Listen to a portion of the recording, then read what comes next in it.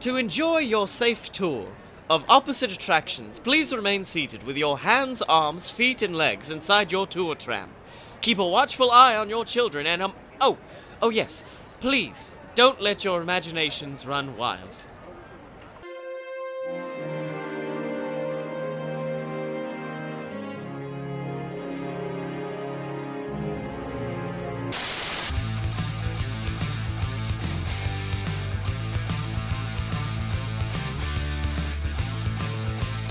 Welcome, ladies and gentlemen, to Opposite Attractions, the experimental prototype podcast of tomorrow, brought to you by Baby Bell Cheese, the brand new official snack cheese of Opposite Attractions.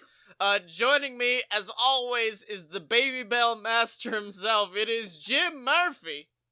Yes, I do appreciate that cheese, actually. I like its wheel shape. That good and wheel-shaped and waxy cheese. figure. I just love, so I guess we can breaking news.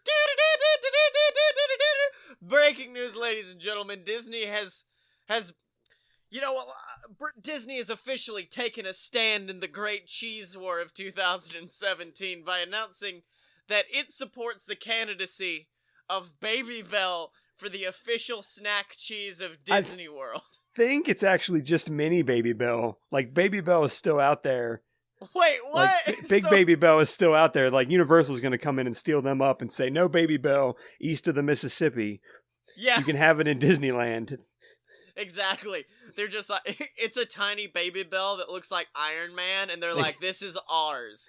You're not allowed to have it, but you can't have the mini Baby Bells, I guess. They can have the Guardians of the Galaxy, but not Baby Bell's Guardians of the Galaxy. Exactly. That's actually a rule, apparently. They're not allowed to refer to them as Marvel's Guardians of the Galaxy, but they can use them if they don't say the word Marvel's in front of them. Oh, it's like it's at Disney Springs, there's the superhero headquarters. Yeah. That they're just like, it's not Marvel's. I think they finally got permission to call it Marvel Superhero Headquarters, but my favorite was when I was doing traditions for Disney Springs. The guy was just like, in this building, well, you know, it takes too long to say Superhero Headquarters, so we just abbreviated it to shh. So as we walked by, it was just this group of well-dressed people all going shh, shh. And he goes, well, now it's Marvel Superhero Headquarters, so now it's gotta be shh. I don't know if I had anything fun like that. I remember when I worked there. I don't know if there was. I remember the most fun one, and I don't know if I've discussed it on this show. I think I've discussed it on one of my other podcasts before, but during my traditions, we were walking by. Shit, what building is it? It's the building at Disney Springs that has the giant pineapple in the back.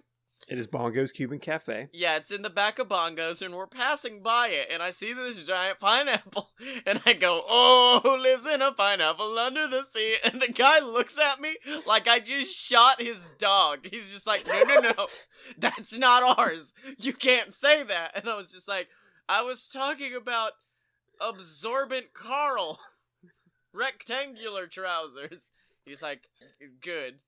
Which is weird, given that if you go on 535 to get into Disney World, you had to, up until a few years ago, pass by the Nicktoons Hotel that had giant pictures of all the characters on the side of it and was bright orange. Oh, one of my ex-girlfriends had a very strange, like... Now I think it's like a Clarion or a Marriott or something, and they just painted everything blue. Yeah, one of my ex-girlfriends had a very strange want in life, and she was like, I desperately want to stay at the Nicktoons Hotel, and I go, why? She goes, read the reviews. And the reviews on the Nicktoons Hotel are worse than the reviews of sugar-free Haribo gummies. It's just like... It's just like, we walked into our room, and we found a living lobster with a knife taped to his claw sitting there. And a note that said, just back away. And I'm like, why do you want to go there? And she's like, because that's going to be an experience. Worse than staying in the Haunted Mansion. This isn't 1,000 happy haunts. This is 1,000 horrifying piles of shit in the bathroom. That is hilarious. Yeah. And I'm sad that hotel is no longer around. Yeah, sort of. Yeah, Although, kind of. what's weird is I kept seeing a building. Like, when I was driving down Buena Vista Drive, like when we'd go to the parks and stuff when I was on vacation, I kept seeing this big blue fuck off building, and I'm like, what the fuck is that building? I've never noticed that building before. And then I found out today that it was the Rock and Roller Coaster building, and they painted it blue so that it would like blend in with Toy Story Land.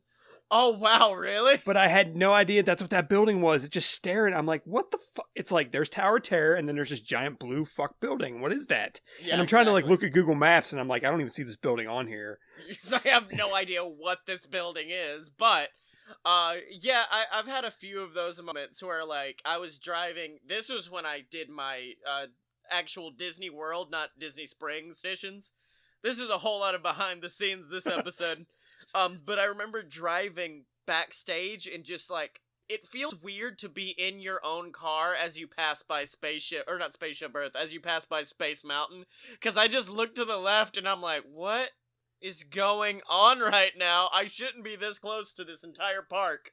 Well, if you go the back way, if you go up, like, up 536 or whatever, and then you cut over, there's like a country road you go back down, and you end up back where like the Disney Institute and stuff is. But there's literally just, you turn off a road and then suddenly you're in like the back, like Magic Kingdom cast parking lot. Yeah, exactly. And there's just like a little booth there, and like I'm thinking, how close could you get if you just drove up and were like, I think I'm lost.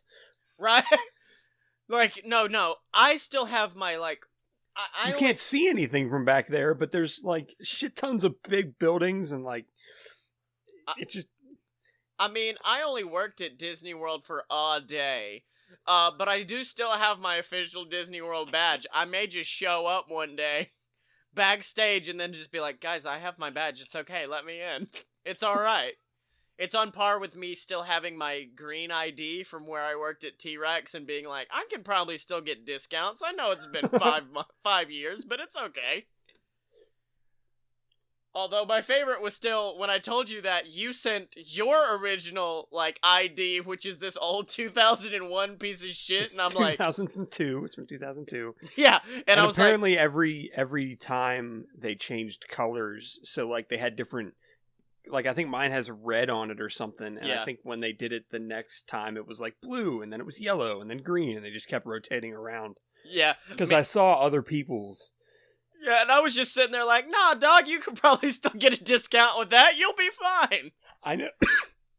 Damn it. I know that the first day, like, I got my technical college program internship started on a Monday. Yeah. And on that Saturday and Sunday, both days, I went into the parks and just messed around. And I know that when I went into Epcot on that Saturday, when I drove up to the gate, and like I had to pay the parking fee, I told the person, like, she's like, that'll be, $12 or whatever the fuck it was back then. And I was like, I'm so excited. Like, I'm going to be a cast member in like 2 days. And she's like, I'll just go ahead. Get in I was like, there. sweet. So, ladies and gentlemen, this show is not about us just bullshitting about when we worked for Disney World, the better times, I guess we could call them. One day that you were... The one day I worked for Disney World until I went, I'm gonna go dick around with some dinosaurs. This is a show where, of course, we are creating our own theme park, which we have dubbed Apex, the peak of themed entertainment, and, of course, the big idea behind Apex is it is superheroes, supervillains, but it is like almost Halloween Horror Nights-esque in how immersive it is, I guess. Yeah, I'm about to ruin that. I'm sorry. Oh no, Jim! I'm kiboshing it all. But well, I guess our original plan was you get to go in, you get to pick if you're a hero. I'm not ruining that part. I'm ruining some other things. Okay. Well, yeah, you get to go in, pick if you're a hero or a villain. There are villain rides, hero-themed rides, and then rides where heroes and villains can actually go in at different entrances and then fight each other. And every week we have a little challenge of something we need to add to the park. Jim usually has normal ones like, let's do a water ride or a nighttime show. And I do fucked up shit where I'm like, let's put a dead person in the ride. And this week we had the theme of a gift shop ride. So not what our gift shop actually is, although I guess you could incorporate. Mine incorporates an actual gift shop. but Mine sort of does as well. Mine is more of a ride. It was a very vague description. So, I guess, Jim, you could take it away with yours. Well, I just want to point out that last episode, we accidentally created someone whose name was, I think, Craig Apex. Oh, yeah. The Vincent Kennedy McMahon of Apex, Craig Apex. So, I spent the week trying to figure out how I can use this to my advantage.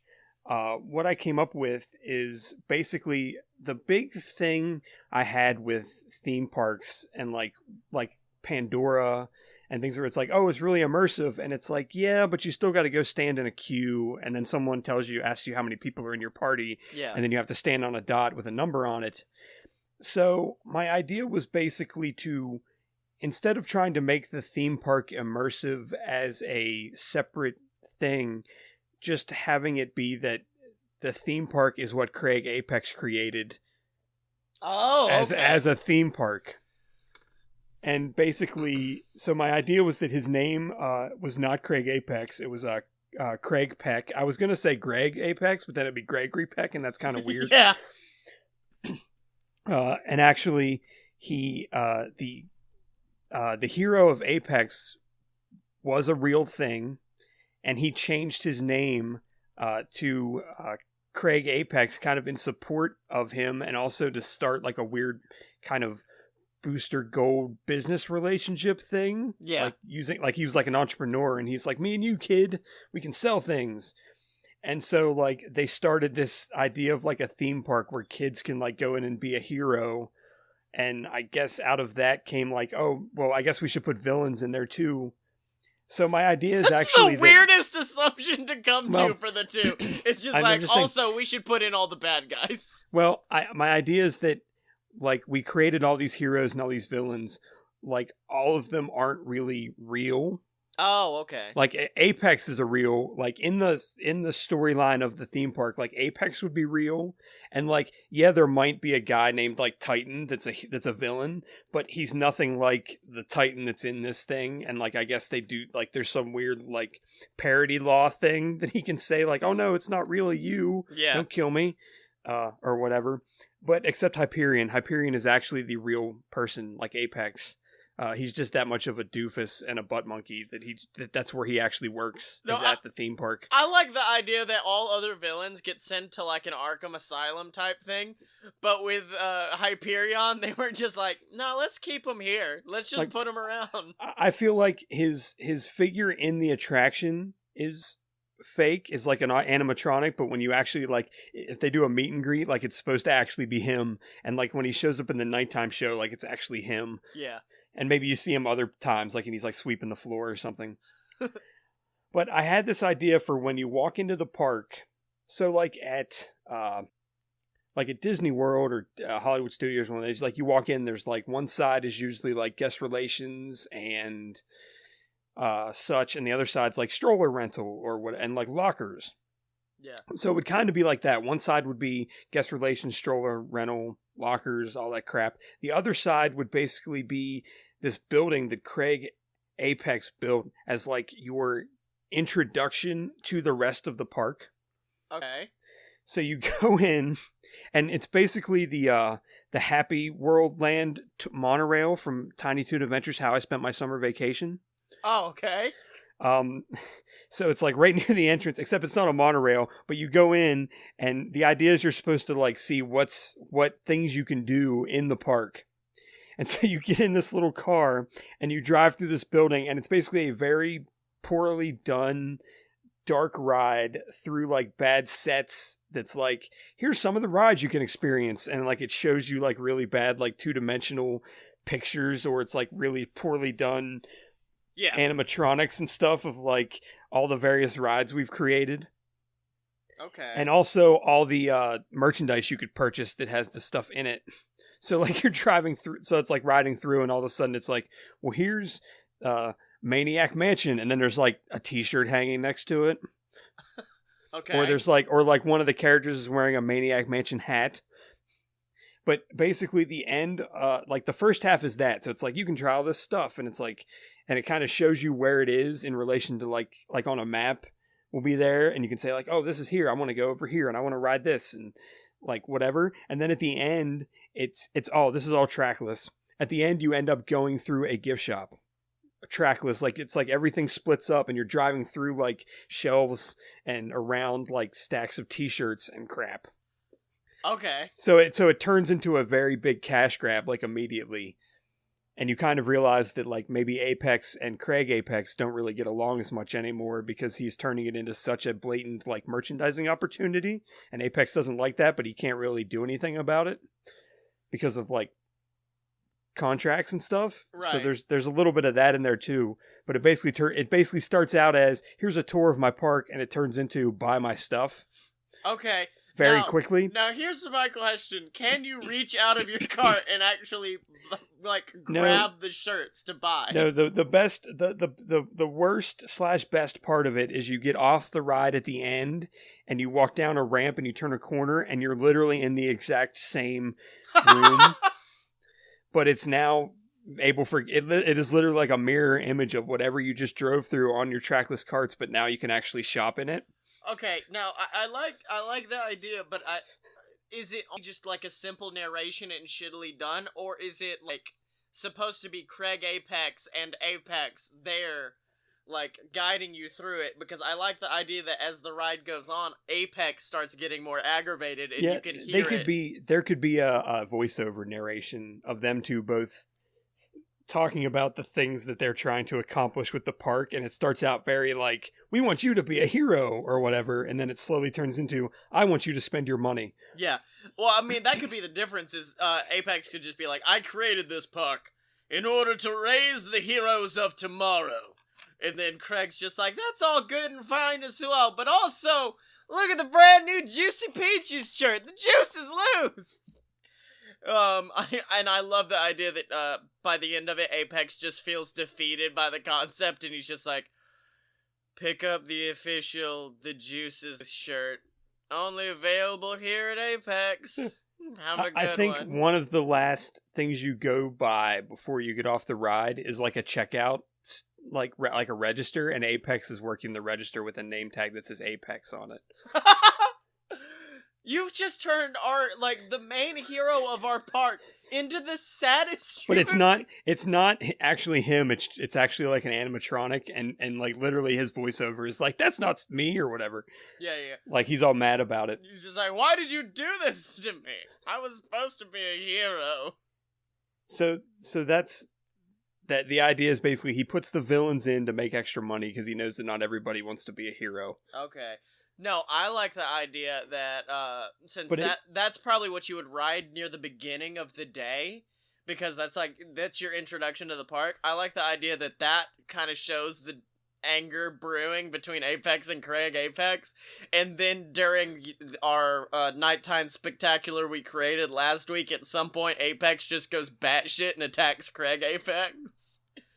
It also really puts in the fact that it is a theme park, and that way everything you go into is like obviously meant to be a theme park ride, just themed to certain things, and that way you're not really losing the theming of like, oh yes, I'm going into a haunted house, but I have to walk through all these gates and tell people how many people I have with me or whatever. It's a very meta concept you've come up with in an already meta theme park. Well, that's the thing that bothered me about Pandora, and was probably going to bother me about Star Wars Galaxy's Edge, and would probably bother me about Harry Potter and stuff. It's like, yeah, it's magic, but I can't like really go in that castle and run around. Like it's a freaking it's like 120 feet tall, but it's only like 30 feet deep, and there's a giant warehouse behind it with the ride in it. I mean, to be fair, Harry Potter is pretty, because like, for Harry Potter, the queue is literally you go through Hogwarts. So it's not like you are stuck in a normal line. It is, you are walking through and you see like the characters projected onto the wall saying shit. So I think Harry Potter did a better job. And I think the problem you had mostly with Pandora was the fact that there were people there just like, alright, how many of your party do this? Whereas I think just a simple change in dialogue is all it takes, where it could be like, I mean, like at T-Rex when I worked there, even though you did not have to at T-Rex, because I mean, T-Rex is like Rainforest Cafe. You did not have to make it an experience. But people did. They were just like, how many adventurers in your party? Come see all of our paleo guides over at the, over in the paleo section. Like, it was very themed, and I think that's something we could work on, is like, I don't know, using the dialogue to help theme people along. That way you keep it immersive. I did point out to you, I do find it hilarious that somewhere in a Disney vault, there's a piece of paper and it says, this is what I want the queue line, like the handrails for like the Living Seas with Nemo and friends to look like, because those fucking things are every goddamn where. Yeah. That is the longest line that is not necessary I've ever been in. Mm-hmm. Except for right after it opened. That line was very necessary because we got in line and we were like back in the beach section. Right. Okay, well, now going on to my idea, mine is very similar to yours in that I took the gift shop idea a little bit differently, so it is not a ride that involves a gift shop, but it is sandwiched between gift shops. So, and so it's like yours. It is one of your introductions to the park, and you go in and do basically a real shitty cash grab. Basically, the gift shop at the end of your ride would be at the beginning of mine. So it's like normal t-shirts and boring stuff like that. Like there's keychains with the Apex logo and you're like, this is kind of boring. You'd think they'd have cooler stuff. I mean, I saw the people walking around outside with the cooler stuff. At which point you see a ride in the back, and it is almost like, it's almost like the ride system in Space Mountain, where it is one person in a seat. You don't have anybody next to you, except it is trackless. And it is literally one person per car. So you now go through, you shoot inside, and you have I was contemplating adding Craig Apex, but I decided against it. And you have Apex there, and he's just like, "Welcome to Apex. I'm here to teach you what it means to be a hero, and I'm going to welcome you into our world as a fantastic hero." And you go through him kind of explaining the history of Apex. He explains the history of the rocket ship and stuff like that. And, oh yeah, by the way, when it starts off, you have this huge, like, Space Mountain-esque climb as if you're going into space, and then a short like Pirates of the Caribbean kind of drop, like not enough to scare grandma, but you know, enough to get something going. And so that was your implied going up to space and coming back to Earth. And so Apex is like, well, now let's see what powers you get. And as you go through, you take like a quiz, almost like a very quick quiz. And based on that, like Spaceship Earth. Exactly. And so based on that, the ride gives you a superpower like flamethrowers or something like that. And so now you have your superpower. And this came from the fact that I was over at my girlfriend's house the other day, and I've never seen Harry Potter, but I love the Harry Potter world with all with everything. And I firmly represent my house Slytherin like a motherfucker. And so she goes, "Wait, you didn't get sorted at Harry Potter World?" And I'm like, "No, I just took the quiz. Also, I know myself, so therefore I'm clearly a Slytherin." And then she goes, "Well, is there not a place at Harry Potter World to get sorted?" And I'm like, "No, that's ridiculous." And she just goes, "You're not a 12-year-old. Yeah, exactly. I had that moment where I'm just like, no, because could you imagine putting the sorting hat on? Oh, God. And having that thing hunch and grind on your cranium for a few minutes, and then the whole day, all you've wanted is to be a Gryffindor, and it's like, you're a Ravenclaw! And you're like, fuck, this vacation's ruined! But I did like the idea of the sorting system in a way to where it would give you a superpower, but then I was like, well, we probably need to include, like, a tiny quiz. That way we could be like, well, you seem hot-headed, so we'll give you firebending. I'm turning it into Avatar The Last Airbender now. So you get your power, and then all of a sudden the ride gets taken over by Titan, and Titan is essentially, he's attempting to form his own Sinister Six, and he's trying to bring you in as like one of his main villains, and he's just like, no, you must join me, and you go through like basically the Apex section is him telling you all about the amazing things that happen in the hero section of the park. When you go through the Titan section, he's telling you about all the villainous sections. So he's like, there are all of these amazing rides. There's this psychopath we trapped into a haunted mansion. It's pretty dope. Titan could actually be Vince McMahon because of the whole Titan Towers thing. Oh, yeah. Also, Keanu Reeves is there. We're not sure why. And then eventually it gets point where you come into this big black theater, and there are two faces. One is Apex's face, and he makes his final argument for why you should be a hero, and then Titan's face, and his final argument for why you should be a villain. And then you just, on the screen in front of you, it literally asks you, are you a hero or are you a villain? You make your choice. And this is why the ride is trackless, because you then shoot around like Ratatouille, and then you shoot underneath either Titan's or Apex's face, and you've come out into the most badass gift shop of all time. Whereas the other one was more of a general normal gift shop, this is like the literal superhero headquarters. You get to go in, you get to pick out like if you want a weapon, you can get a weapon. If you want like a part of your costume, like a mask or a cape, you can get stuff like that. And you literally get to build your costume and build your persona in that room. So basically the ride is telling you like, this is your power, this is what you're into, now are you a hero or a villain? And then it throws you into, now because I realized this ride might actually separate families, it is all just one gift shop. So you don't have to worry about coming out later and then having to run around and find your parents. You're just like on the villain section of the gift shop or on the hero section, and then you can meet in the middle. But yeah, you get to... We lost Billy. He's a villain. No, Billy's dead to us. We will. If you see him, kill him. Billy is horrible. Wasn't that the name of Syndrome, was Billy? Yes. Oh, okay, so now Mr. Incredible and Syndrome have now shown up. So yeah, you get to build your own costume. You get off the ride and just go, where's my super suit? Where is my super suit? God, there's gonna be a shit ton of that, don't you think? Especially at the Orlando Apex. It's gonna be like, damn it, guys, we get it. Haha, very funny.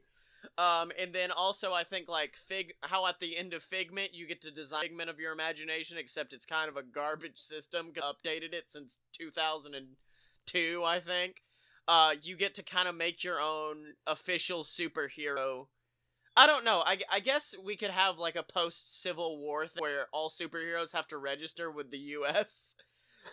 U.S. government, so you get to have your own like piece of paper registering with the U.S. government as an official superhero, or you could have a paper aligning yourself with Titan and his own Sinister Six.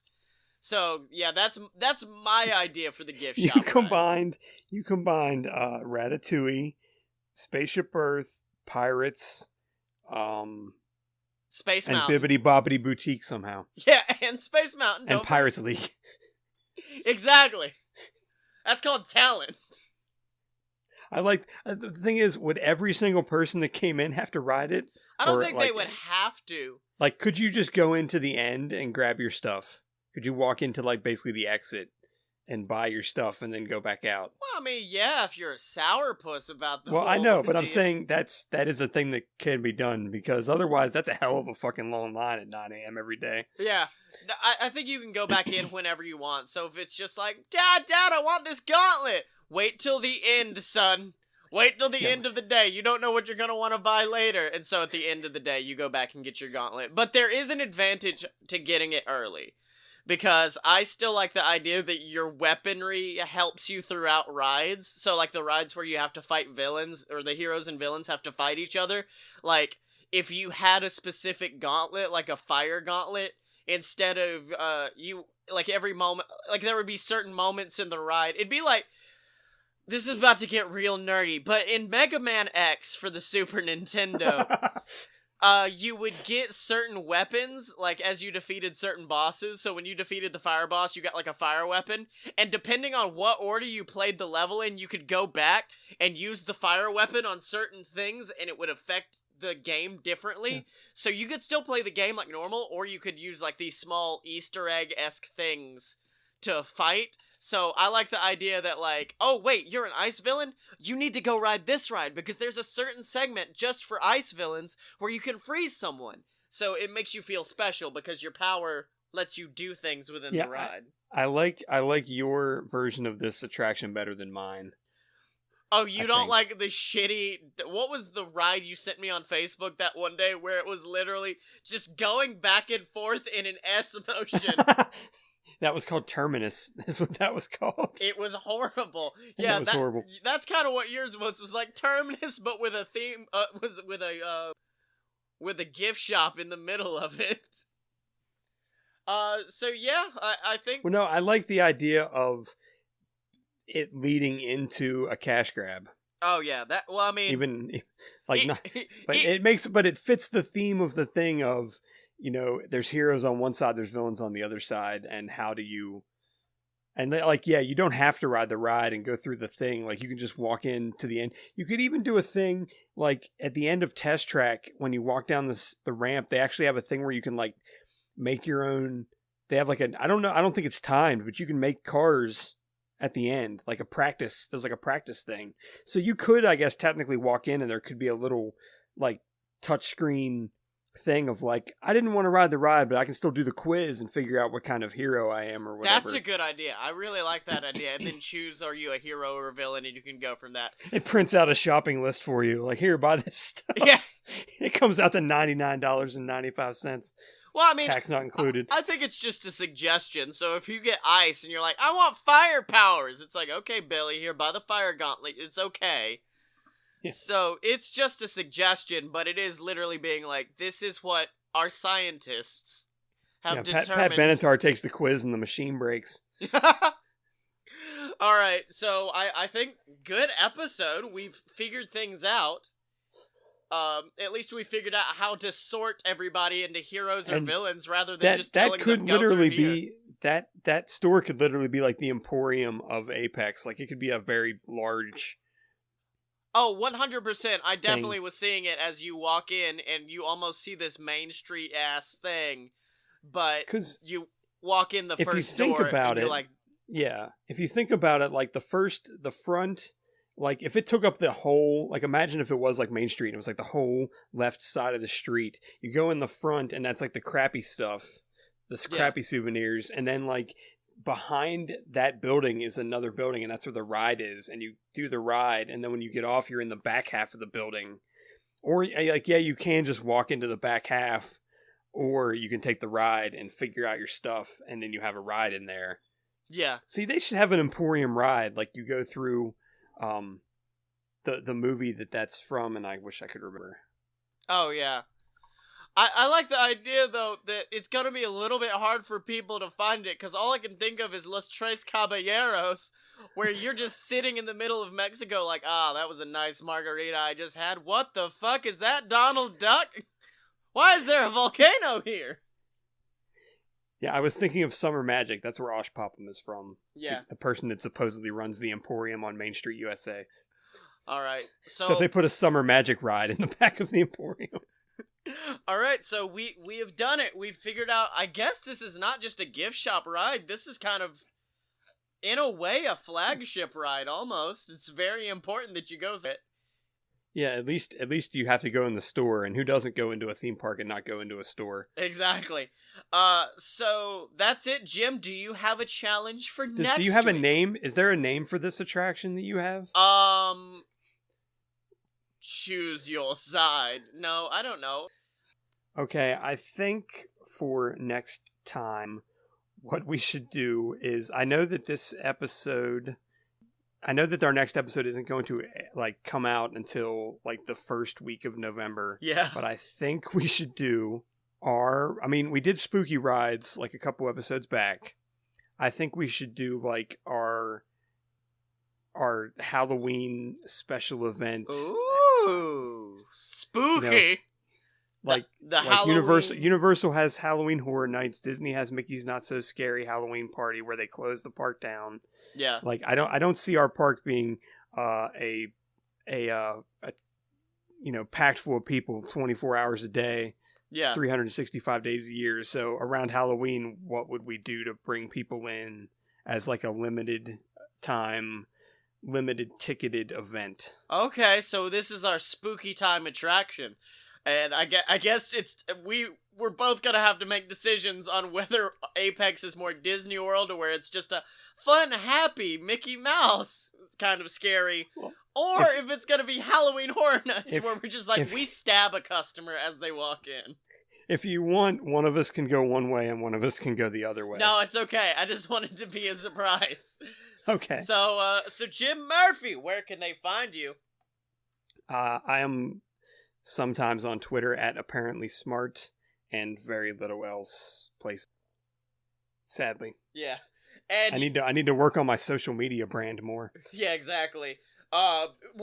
Is Horrible Premise still happening, or? I haven't recorded in a while, sadly. It's a rough go of things. I've been busy. Well, just hopefully it'll come back soon. But you can listen to all 48 or so of our old episodes through iTunes, A Horrible Premise on iTunes, or at ahorriblepremise.com. Just let me know whenever you want to record it, and if I'm not off watching Harry Potter with my girlfriend. I've only ever seen the first one. I saw the first one and it made my eyes bleed, but I'm hoping the rest of them are gonna be good. And of course you can find me on Twitter at ScottyMo. That's SCOTTYEMO. You can buy my book on Amazon. It's called Queasel Corp: A Tale of Dicks and Douchebags. That's spelled QUEZALCORP. Make sure to check out the Queasel Corp podcast and all the. I thought you were gonna spell dicks and douchebags. We don't have that much time. DIC. See you real soon. KSA. No.